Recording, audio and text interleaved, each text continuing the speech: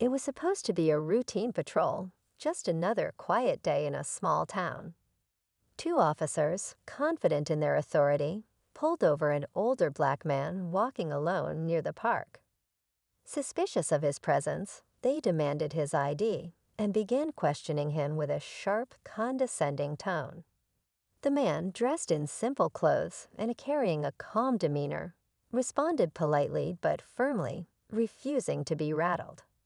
What the officers didn't realize was that the man standing before them wasn't just anyone. He was a decorated American Army general, a living embodiment of honor and service to the country they had sworn to protect. As tensions rose and the situation spiraled, a single word spoken by the man sent shockwaves through the scene. What could it have been? And how would it change the lives of everyone involved? Stay tuned for the full story. The officers exchanged a glance, their skepticism growing as the old man stood firm, his voice calm yet commanding. They pressed him again for identification, their irritation thinly veiled. The man reached into his pocket slowly, his movements deliberate, and produced a worn military ID card. At first glance, it looked ordinary, but then one of the officers spotted the emblem, his eyes narrowing in confusion. "This can't be real," the younger officer muttered under his breath, taking the card to examine it more closely. The older officer, less convinced, demanded to know why the man was out there alone. But the general, unfazed, simply replied, "You might want to think carefully about your next move." The weight of his words hung in the air, heavy with meaning. Who was this man really? And why was he walking quietly through this town? The officers weren't ready for what came next. The younger officer hesitated, holding the ID card as if it carried a weight he didn't quite understand. "Sir, where did you get this?" he asked, his voice wavering slightly. The older man straightened his posture, his expression unreadable. "I earned it," he said firmly, his tone carrying a quiet authority that made the officers pause. The older officer, still skeptical, stepped forward. "Look, we're not here to play games. You're acting suspicious, and we need more than just a card." His voice was firm, but there was a hint of unease. The man's calm confidence didn't fit the typical narrative they expected in these encounters. Meanwhile, bystanders began to gather, their curiosity piqued. Some quietly recorded the interaction, their cameras catching every word and movement. Among them, an elderly woman whispered to her friend, "I know that man. He's a hero." The officers, now aware of the growing attention, faced a critical choice. The tension in the air was almost unbearable as the younger officer glanced nervously at the crowd forming around them. "We need to figure this out quickly," he muttered to his partner. But the older officer was still focused on the man in front of them, determined to assert control over the situation. "We're going to need you to come with us," he said firmly, his hand hovering near his radio.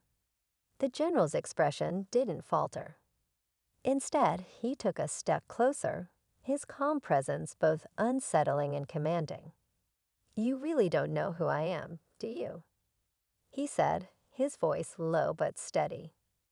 The crowd murmured, their curiosity turning to concern as they began to piece together the gravity of the situation. Just then, a young man from the crowd shouted, "Check his name. Look it up."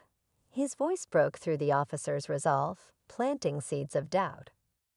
The older officer hesitated, his hand now frozen midair.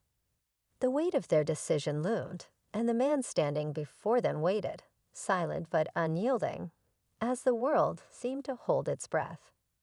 The older officer finally reached for his radio, ready to call in the man's details, when a sharp voice from the crowd cut through the moment. "Stop right there." A woman in a military uniform stepped forward, her presence commanding immediate respect. The insignia on her shoulder made it clear she was high-ranking, and she was not happy. The officers froze, their confidence shaken as she approached. "Do you you even realize who you're detaining?"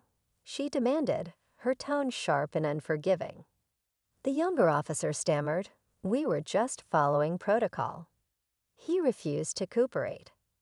"Refused to cooperate?" she interrupted, glaring at them. "That man has dedicated his life to this country, probably longer than you've been alive." She turned to the general, her expression softening.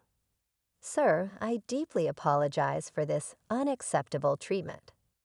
The general remained calm, but his gaze never left the officers. "They didn't ask the right questions," he said quietly. The crowd's murmurs grew louder as the officers struggled to respond, and the stakes reached a boiling point. What was about to happen would leave everyone stunned. The officers stood frozen, unsure whether to defend themselves or admit their mistake.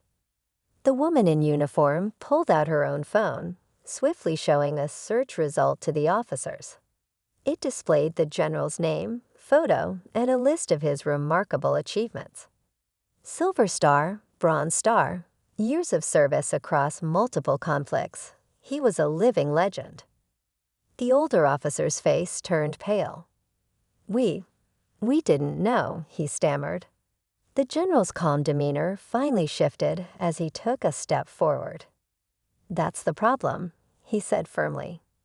"You didn't ask. You assumed." His words carried a weight that silenced everyone. As the officers began to apologize, the general held up a hand. "Don't apologize to me," he said. "Apologize to every person you've judged without cause. Today, you were lucky to make this mistake with me." Just as the tension seemed to ease, the general added, "But next time, it might be someone who won't give you the chance to learn." He turned and walked away, leaving the crowd and the officers staring after him in stunned silence. The moment lingered, a stark reminder of how quickly assumptions can spiral into consequences no one expects. The general walked away with quiet dignity, his message lingering in the air. The officers remained still, the weight of the moment sinking in as they watched him disappear into the distance. The woman in uniform turned back to them.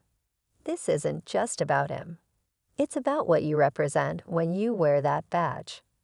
Don't forget that," she said before following the general, her words cutting deeper than any reprimand.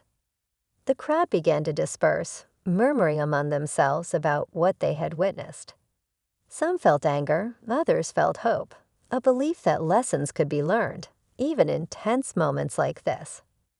The elderly woman who had recognized the general shook her head softly and whispered, "People forget, but history doesn't." The officers, now alone, exchanged a glance. Without a word, they knew this encounter had changed them. They had seen a glimpse of what real leadership looked like, and it was nothing like they'd expected.